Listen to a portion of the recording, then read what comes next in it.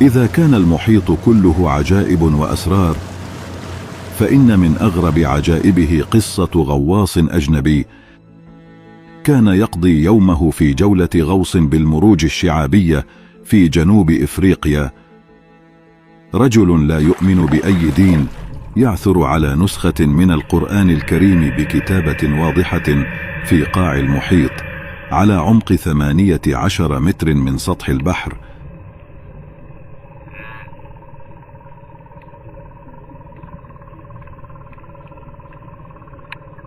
وجده مفتوحا على سورة الأعراف، وبالتحديد قصة نوح.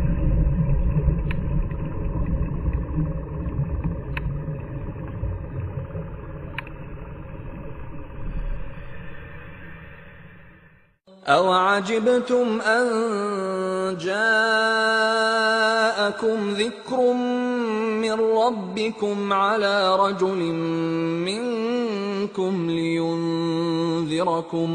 لِيُنْذِرَكُمْ وَلِتَتَّقُوا وَلَعَلَّكُمْ تُرْحَمُونَ.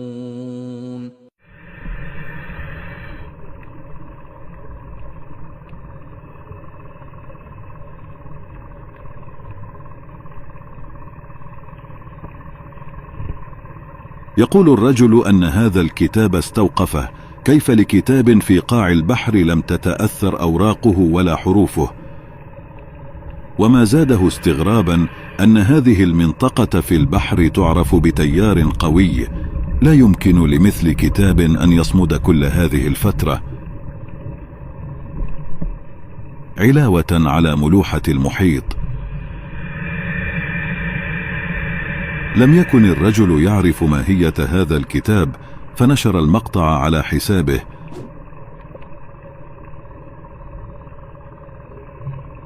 وبعد ذلك توالت عليه التعليقات من كل حدب وصوب: إنه القرآن الكريم.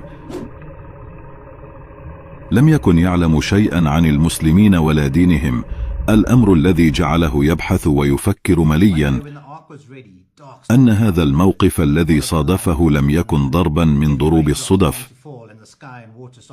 أعجب الرجل بأخلاق المسلمين وحسن تواصلهم معه، حيث أرسل له أكثر من واحد ترجمة الآيات التي كان القرآن مفتوحا على صفحاتها. Once all the animals were on board, the Prophet led the followers into the ark. It rained for many days and nights. كان من أجمل التعليقات عن مقطعه هذا التعليق: فهل أسلم بعد ذلك؟ لقد أرسلنا نوحا إلى قومه فقال يا قوم اعبدوا الله ما لكم من إله غيره إني أخاف عليكم عذاب يوم عظيم. قال الملأ من قومه إنا لنراك في ضلال مبين. قال يا قوم ليس بي ضلالة ولكني رسول من رب العالمين